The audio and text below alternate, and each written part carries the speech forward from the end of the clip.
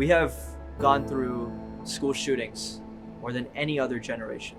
We are the generation that is going to deal with the climate crisis head on. We are the generation that's faced with a global pandemic.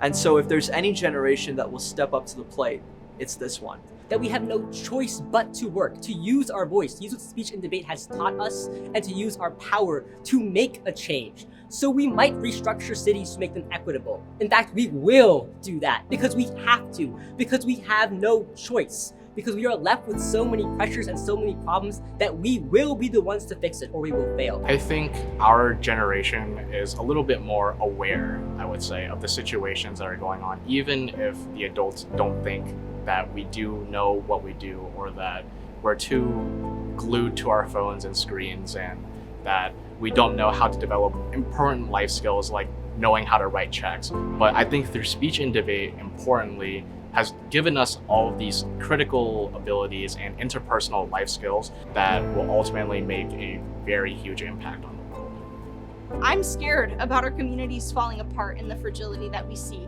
because we can see a decline in the amount of people that are interacting with our communities and becoming invested. But there are so many incredible ways that you can fix that. I've witnessed that in my own life when my community lifted me up when my mom was sick and when I moved to a new hometown, and all of these different experiences. And it's just incredible to be able to witness the strength and power of our communities. I think that we're definitely capable of making some pretty drastic change. I think my idea of a better future is just a future where people listen.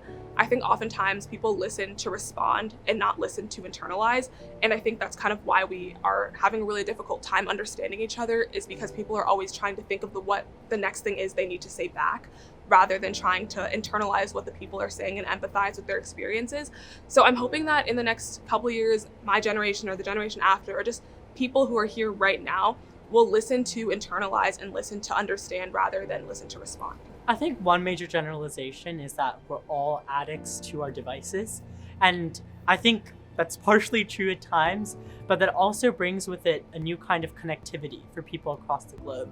So the pandemic did push us into different silos within society. We were isolated physically and emotionally at times, but we still found ways to connect with each other. And that's the unique part of our generation. And I think we need to be more willing to embrace that even as we return into in-person stuff. The doors have been shut for an extended period of time, but now they're wide open again. We have to be willing to go out and venture in.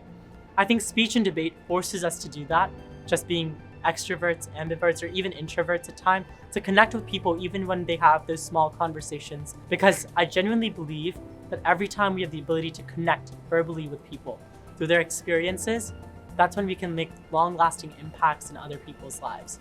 We've been more willing to compliment each other online, more willing to be kind with each other, which is so absent in society right now, and that's a gap we're willing to fill.